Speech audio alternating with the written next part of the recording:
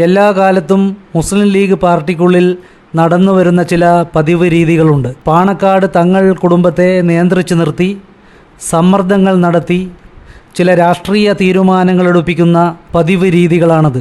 എന്നാൽ ഇനി അത്തരം പതിവ് രീതികൾ മുസ്ലിം ലീഗിൽ നടപ്പില്ലെന്ന് ഇത്തവണ മുസ്ലിം ലീഗിൻ്റെ രാജ്യസഭാ സ്ഥാനാർത്ഥിയെ പ്രഖ്യാപിച്ചതോടെ വ്യക്തമായി. പാണക്കാട് സാദിഖ് അലി തങ്ങൾ സമ്മർദ്ദങ്ങൾക്ക് വഴിപ്പെടാൻ തയ്യാറല്ലെന്ന വ്യക്തമായ സൂചനയാണ് രാജ്യസഭയിലേക്കുള്ള സ്ഥാനാർത്ഥി പ്രഖ്യാപനത്തിലൂടെ നടന്നത്. പാർട്ടിയുടെ സംസ്ഥാന ജനറൽ സെക്രട്ടറി PMA സലാമിനു വേണ്ടി അവസാന നിമിഷം വരെ കുഞ്ഞാലിക്കുട്ടി ശക്തമായ സമ്മർദ്ദം ചെലുത്തിയെങ്കിലും പാണക്കാട് സാദിഖ് അലി ശിഹാബ് തങ്ങൾ അതിന് വശംവദനായില്ലെന്ന് അഡ്വക്കേറ്റ് ഹാരിസ് ബീരാൻ്റെ സ്ഥാനാർത്ഥിത്വത്തിലൂടെ തെളിയുകയാണ്. ഇത്തവണ മുസ്ലിം ലീഗ് രാജ്യസഭാ MP ആകാൻ ഒട്ടേറെ ബൈമി കാമുകന്മാരുണ്ടായിരുന്നു. സലാമിന് പുറമെ പാർട്ടി സംസ്ഥാന vice president CP Bavahaji, youth league നേതാക്കളായ PK ഫിറോസ്, ഫൈസൽ ബാബു, പ്രവാസി വ്യവസായിയായ KMCC നേതാവ് അൻവർ അമീൻ എന്നിവർ സീറ്റിനു വേണ്ടി സജീവമായി രംഗത്തുണ്ടായിരുന്നു. എന്നാൽ ഇവർക്കാർക്കും സീറ്റ് ലഭിച്ചില്ല. മുസ്ലിം ലീഗ് ഉയർത്തിപ്പിടിക്കുന്ന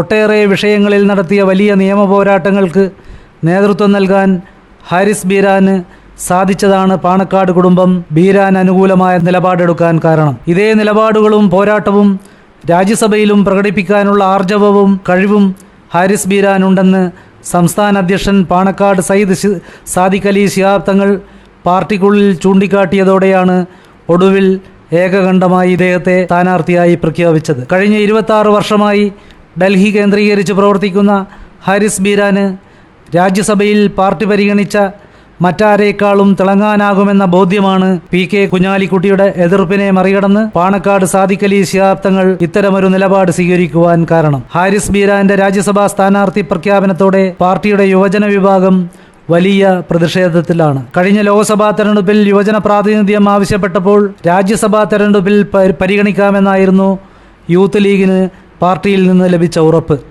ആ ഉറപ്പും ഇപ്പോൾ ലംഘിക്കപ്പെട്ടതോടെ അടുത്ത നിയമസഭാ തെരഞ്ഞെടുപ്പിൽ കൂടുതൽ പേരെ പരിഗണിക്കാമെന്ന വാഗ്ദാനം നൽകി യൂത്ത് ലീഗിനെ നേതൃത്വം തൽക്കാലം സമാധാനിപ്പിച്ചിരിക്കുകയാണ്.